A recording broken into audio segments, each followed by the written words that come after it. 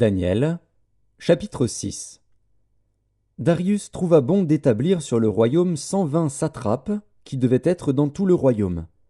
Il mit à leur tête 3 chefs, au nombre desquels était Daniel, afin que ces satrapes leur rendissent compte et que le roi ne souffrît aucun dommage. Daniel surpassait les chefs et les satrapes parce qu'il y avait en lui un esprit supérieur, et le roi pensait à l'établir sur tout le royaume. Alors les chefs et les satrapes cherchèrent une occasion d'accuser Daniel en ce qui concernait les affaires du royaume. Mais ils ne purent trouver aucune occasion ni aucune chose à reprendre, parce qu'il était fidèle, et qu'on n'apercevait chez lui ni faute, ni rien de mauvais. Et ces hommes dirent : Nous ne trouverons aucune occasion contre ce Daniel, à moins que nous n'en trouvions une dans la loi de son Dieu. Puis ces chefs et ces satrapes se rendirent tumultueusement auprès du roi, et lui parlèrent ainsi : Roi Darius, vis éternellement.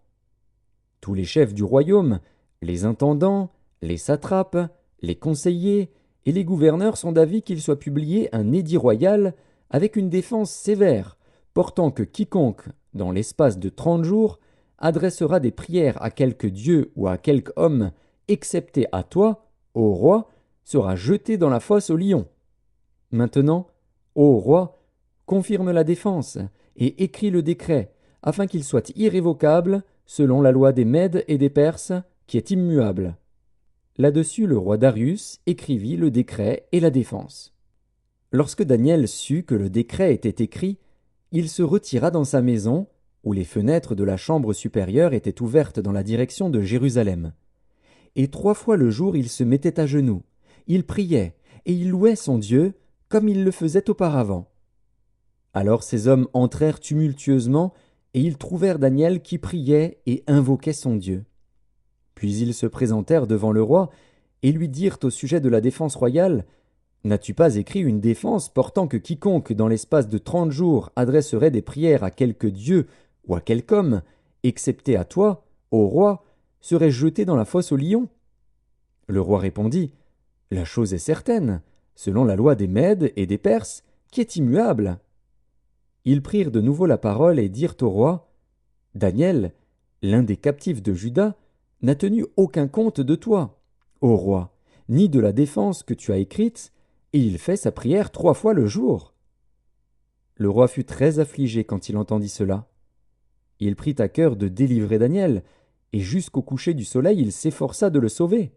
Mais ces hommes insistèrent auprès du roi, et lui dirent : Sache, ô roi, que la loi des Mèdes et des Perses exige que toute défense ou tout décret confirmé par le roi soit irrévocable.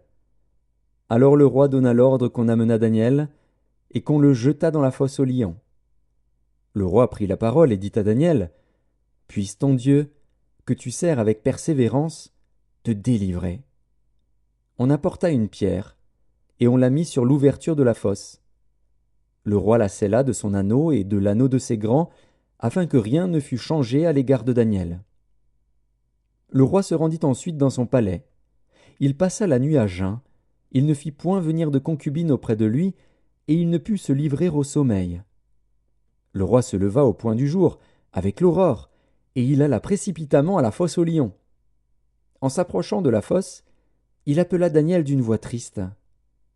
Le roi prit la parole et dit à Daniel : Daniel, serviteur du Dieu vivant, ton Dieu, que tu sers avec persévérance, a-t-il pu te délivrer des lions ? Et Daniel dit au roi : Roi, vis éternellement. Mon Dieu a envoyé son ange et fermé la gueule des lions, qui ne m'ont fait aucun mal, parce que j'ai été trouvé innocent devant lui.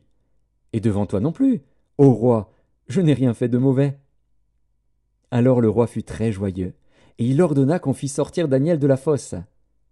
Daniel fut retiré de la fosse, et on ne trouva sur lui aucune blessure, parce qu'il avait eu confiance en son Dieu.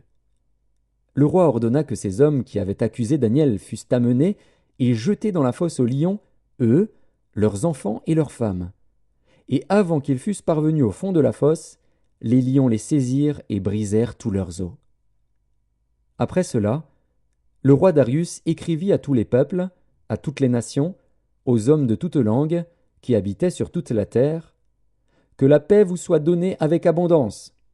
J'ordonne que, dans toute l'étendue de mon royaume, on ait de la crainte et de la frayeur pour le Dieu de Daniel, car il est le Dieu vivant, et il subsiste éternellement, son royaume ne sera jamais détruit, et sa domination durera jusqu'à la fin. C'est lui qui délivre et qui sauve, qui opère des signes et des prodiges dans les cieux et sur la terre. C'est lui qui a délivré Daniel de la puissance des lions. Daniel prospéra sous le règne de Darius et sous le règne de Cyrus, le Perse.